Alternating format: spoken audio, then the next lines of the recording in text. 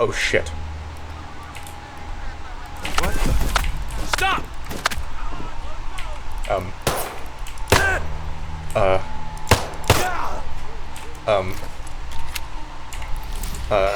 Yeah, it's alright.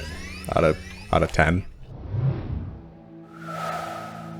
If you've clicked on this video and are watching this, I'm not going to condescend to your intelligence and assume that you know what Payday is. If you need more background, go here. Let's start off with what's immediately noticeable in Payday 3, the stealth changes. Casing mode is now an actual gameplay state that you'll be in for more than 2.5 seconds. I really do like what they've done with this. You can do the majority of a high stealth objectives in casing mode now, and it feels like a unique aspect of the gameplay rather than a tacked on prelude to the actual game. Pretty much the only things you can't do in casing mode is jump and interact with enemies, so it's actually when you finish up with the casing part of the heist that the mask comes on. It fits pretty perfectly. Guards now have Hitman-style mechanics where they escort you out of private areas rather than quick drawing immediately.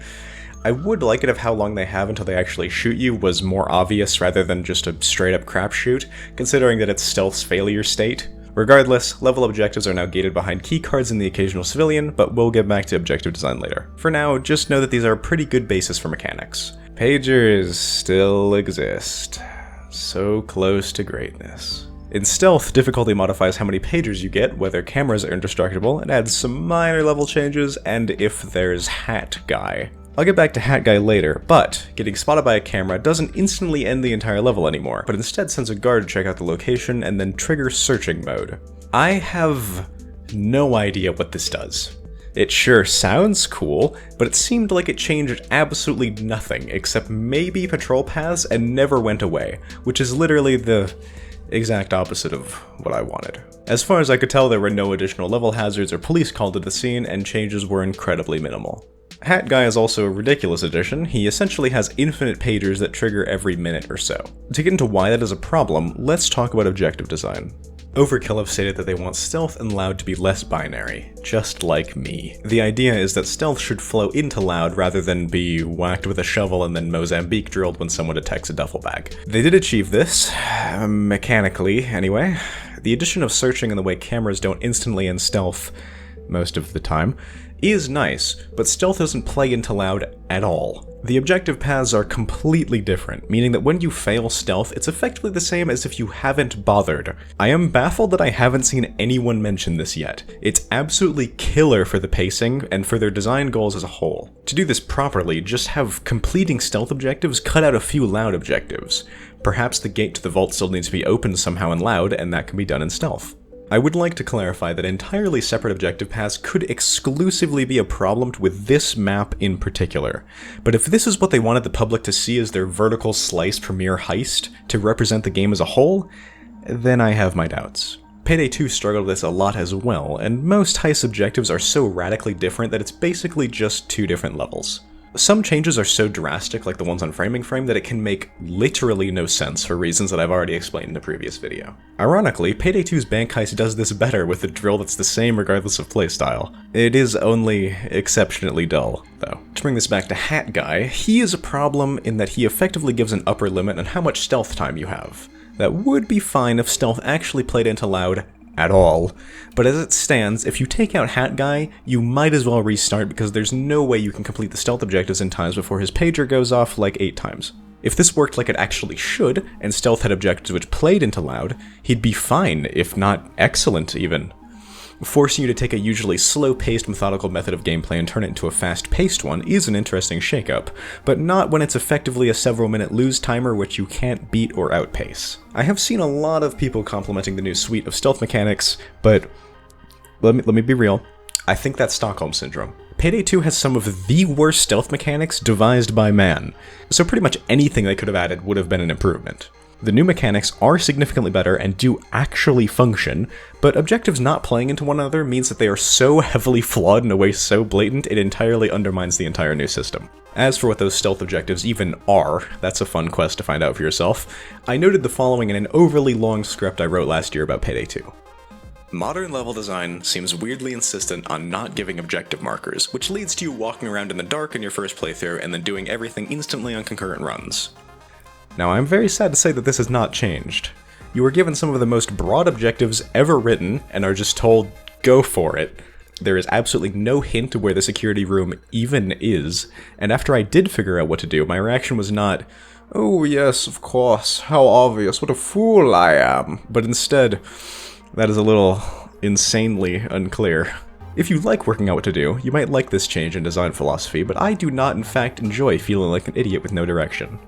This may, with heavy emphasis on may, be indicative of the game's early status. It's very possible that a lot of the narrative-focused dialogue hasn't been recorded yet, like instructions and heister banter. The complete lack of it was both extremely confusing and a little disappointing. Another example of it being an early build comes in the form of the QR scanner added on higher difficulties that locks the upper floor. I like this in concept, but it's not implemented very well. The way to get the code is to stare at this phone for 5 seconds, and there's absolutely no explanation of this anywhere, nor is there any hint that these two things are linked. And I suspect many people, mistook this for just being a keycard scanner because the scanner is red in the level where you get red and blue keycards. Potentially one of the biggest new additions is the ability to hold people hostage. I absolutely thought this was a gimmick mechanic at first based off how it was shown off and seen in footage, but it serves really well as a way to chaperone civilians around. You use this mechanic less as a way to get meat shields, but more as a way to make yourself a children's guidance counselor. In stealth, this usually results in shoving every civ on the map in the exact same cubic foot, but it has some interesting applications in loud. There's another new addition to the level phases called negotiations. This is the phase where you can throw civs out the front door to get an absolute pittance of time, and it seems like a complete waste, at least in this heist. Each civ is worth, at best, a few seconds, or a fourth of a doctor bag. There is no way in hell you're ever going to take the extra few seconds. It seems pretty clear to me that 4-man groups are going to shove every civilian they can into a single room, which will become an indestructible bunker. That's honestly kind of cool because it is somewhat realistic, but it would be nice if the initial negotiations phase wasn't a complete waste of time. You get those medical supplies by trading civs in during the downtime between assaults, where they hand you Costco free samples and then run off. I have absolutely no idea why you wouldn't trade every single civ in your possession instantly the moment this is available.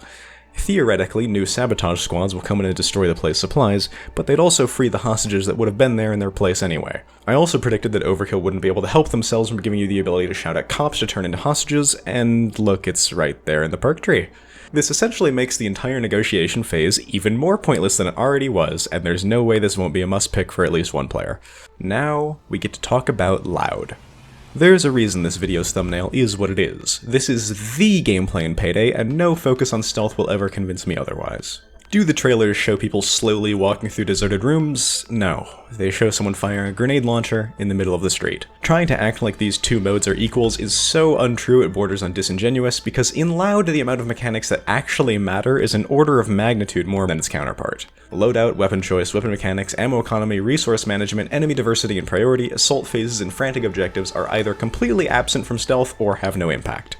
The only contentious one from those examples would be resource management, but in stealth your resource is 1. Pagers. And in Loud it can refer to anything from hostages, to ammo, to armor, to health, to deployables, and which players are in custody. It was good. Gunplay felt a little oddly weightless due to a lack of recoil, but apart from that it was pretty exactly on point. My only real qualm with it comes back to objective design, and that's just that the objectives in Loud were pretty boring. They're the same as the first level in Payday the Heist, with additional bag throwing mechanics because, of course, there are. Genuine question. Please let me know in the comments. Does anyone actually enjoy this part of the game?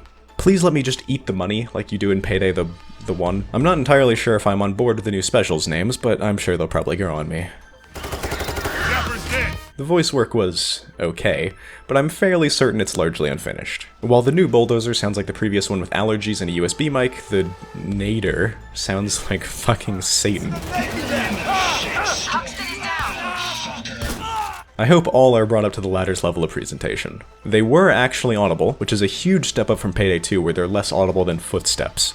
No fancy echo effects though, as far as I could tell. Like I said earlier, I suspect a lot of the narration and general dialogue has yet to be recorded, which would hopefully smooth the problem of the objective's lack of clarity. It is hard to overstate how well Payday 3 flows in Loud compared to its predecessor. In comparison, Payday 2 really does look like one of an indie company's first attempts at making a game at all, and its movement mechanics heavily reflect this. Payday 3, by contrast, feels like you're playing a game developed in the last few decades. Vaulting and movement both felt good, and both bot and cop animation was a huge step up. Ironically, it reminded me a bit of Payday the Heist's extremely well done unique animations where people move with actual inertia, and not Payday 2's extremely janky animation that makes people look like they're piloted by remote control. I do not like the new health mechanics. I do not know why we needed anything more complicated than what's in Payday the Heist.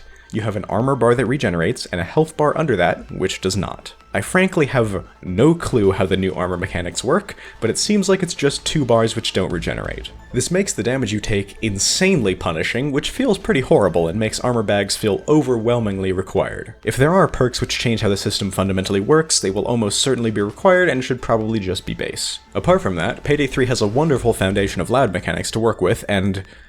oh... Wait, I did forget one.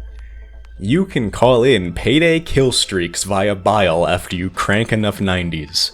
I have no idea why this mechanic exists, and there's barely any narrative explanation given. The idea that bile could openly be in the airspace enough to routinely drop 4 people grenade launchers several times is already pretty funny, but it seems wholly unnecessary to begin with. This is one of the very few times where I would recommend just cutting a feature outright. It's incredibly silly, unnecessary, and seemingly added for no reason. Obviously, a lot of effort has already gone into designing weapons for it, so you can just have them as placeable one-use drops in the level that you can go and pick up when you need them, rather than needing to call in your Call of Duty care package from Bile. As it is already exceptionally clunky to use. Because you need to go out and manually retrieve your gun, if you want to use it safely, you need to identify an assault is coming, call your gun preemptively, go grab it and then waddle back inside, and then use it exclusively until it's entirely dry because it drops to the floor if you swap. Because this is pretty much the only way to get them without getting roasted by everyone in a 5-mile radius, it means that everyone is going to drop their guns at the same time and then get frustrated when Bile isn't capable of superposition. Even if he was in a constant state of quantum superposition and everyone could get their guns at the same time, it would create an exceptionally unhealthy gameplay loop where every once in a while an assault just gets absolutely wiped because players are pretty arbitrarily way more powerful for a brief time. For a quick lightning round of stuff I couldn't fit in anywhere else, they changed around a lot of binds. This screwed me over quite a bit as I was getting to gripes with the game, but it's overall really good. Payday 2 bound like 8 things to G, and I'm happy to say that it's been remedied here in full. Interact and Markin are 2 different binds, but shouting is quite bizarrely default bound to the least convenient button of all time, middle mouse. The entire always online format worries me pretty substantially. The way the game has to talk to a server every time you just equip an attachment is a very big departure from how it used to work and probably should work. Mass customization is pretty good to okay. It's about the same as it was, though significantly more user-friendly. Not that that's really saying anything, because it's pretty hard to make something that was less user-friendly than Payday 2's mass creation. I lost the footage I had showcasing this, but mass customization also got applied to weapons, which means that you can make Mr. Blobby's M308. I'm sorry, I just have this artist rendition. I hope keycards and adjacent items are team-wide rather than player-specific, otherwise it will lead to a lot of grief lobbies. I have no idea what has made Overkill so against putting a distraction object in the game. I think you might be able to spec into getting one in 3, but it should just be default. Waiting with no alternative is not engaging. Far Cry worked this out before Payday 2 was even released. The perks seem pretty mid and forgettable, and I don't really like how a lot of them seem to revolve around the 3 new gimmicks, which in themselves are probably not going to impact the game that much. A 10% damage boost is literally unnoticeable when people die in 3 shots. I know I even called it, but it still baffles me that they decided to include this. Maybe just remove it? Just get rid of it. There are now funny minigames tied to lockpicking and cutting into windows, which are fine. They already found themselves turning horrendously tedious in only a few stealth attempts, so I'm sure that with enough time they will quickly become insufferable. The Payday gang got access to hockey pucks, Valkyrie cameras, which they can access at any time. I do really quite like these, but I can already tell people will work out optimal placements and then get mad when others don't know them. To conclude, if Overkill has more interesting objectives planned in the future than stand around thermite and move bag from vault, I'll be probably more keen to compliment it in earnest. Look, I'm just saying, in First World Bank, you didn't need to move the bags at all. Thanks to Emmy for their reckless financial abandon, both them and the rest of my patrons are all wonderful people. Love you all, and good night.